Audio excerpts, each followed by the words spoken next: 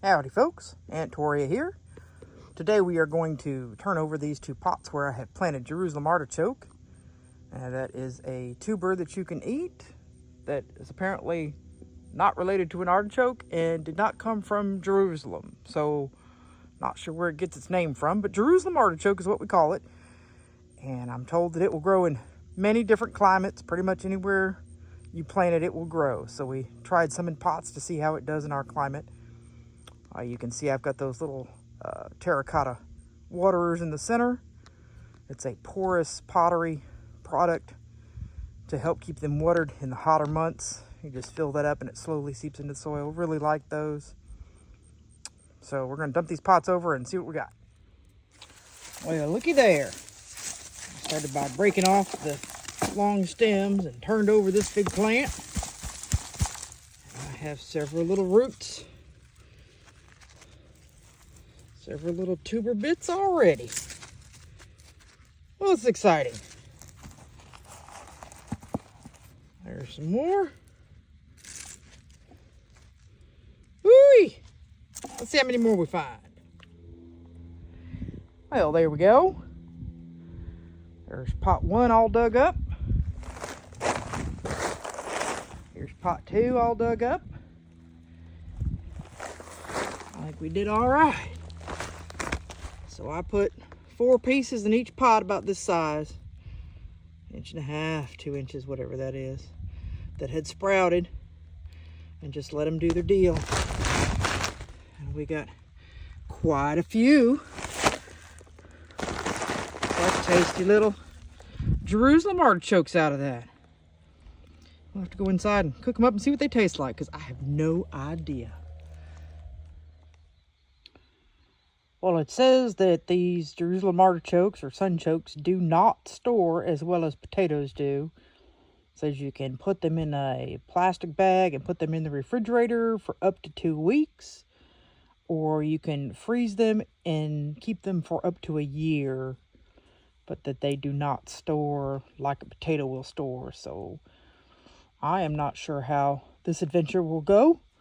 I think I am going to try to dry some out and put them back in the ground, see if they will grow, and the rest of them I will put in the tiny fridge that we have here at the cabin. It says do not wash them before you store them because the skin is very thin and delicate and you can damage them. Alrighty, now I brought some of these Jerusalem artichokes inside. As you can see here, some of them had some rot in the center of them. We'll just cut that nasty out. Says we can peel them if desired. A lot of little nooks and crannies there. I'm not sure how I would peel that without just cutting it with a straight edge, and I wouldn't have very much sunchoke left then. So there's our rough cut. We're going to cut them a little smaller and put them in the pan. Alrighty, folks. Got it all chopped up and in the pan here now.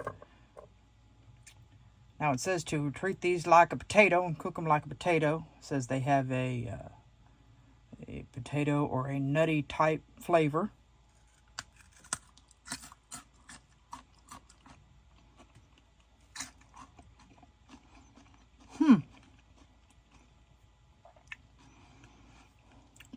They do taste a little nutty. A bit like an almond. Maybe with a little walnut mixed in there. It's a little hard to describe.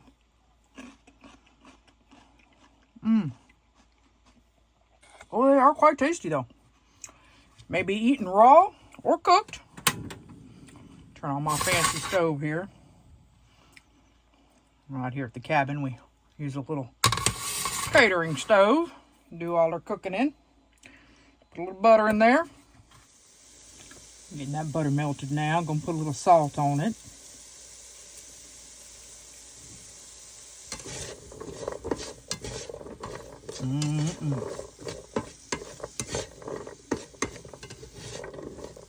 Now, I did a little research, and it is believed that the term Jerusalem artichoke came from a mispronunciation of the Italian word girasole, if I'm pronouncing that correctly.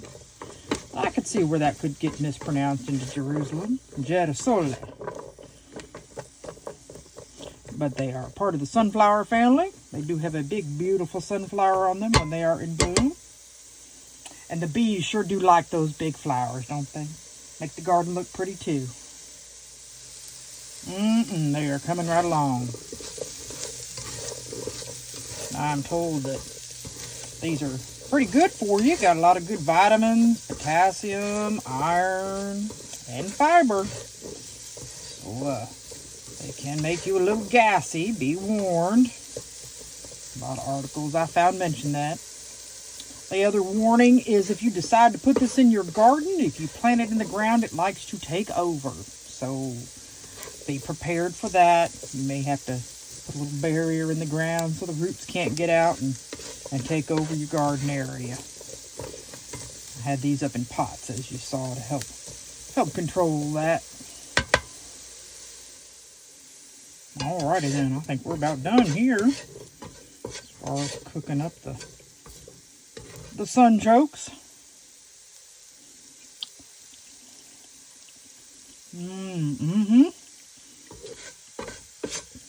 Ooh, I like them much better cooked in a little butter with some salt. I mean, they're good raw with a nice crunch to them when they're raw. But cooking them up like this,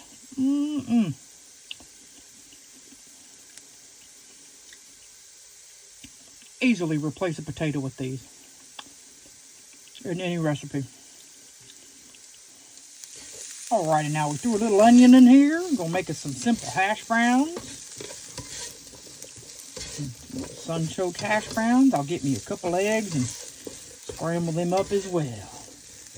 Make me a little breakfast. Now, I do not care for washing dishes, so I have put my hash browns out on the plate. I'm gonna do my eggs up real quick here.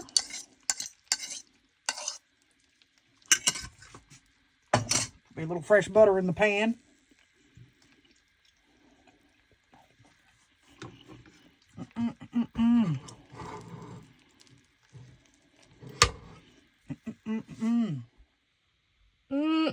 Don't that look tasty?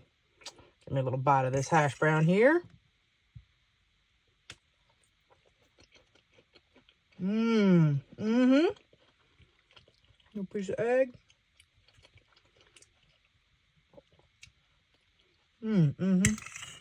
This is a lovely addition to the garden.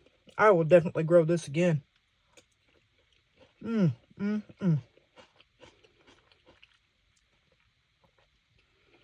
thank y'all so much for joining me here today on Taste in Texas. Hope y'all are having a good one. God bless.